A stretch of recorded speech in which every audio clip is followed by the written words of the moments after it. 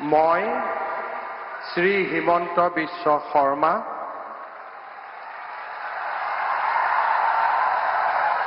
ঈশ্বৰৰ নামত শপত লওঁ যে বিধিৰ দ্বাৰা স্থাপিত ভাৰতৰ সংবিধানৰ প্ৰতি মই প্ৰকৃত বিশ্বাস আৰু আনুগত্য পোষণ কৰিম।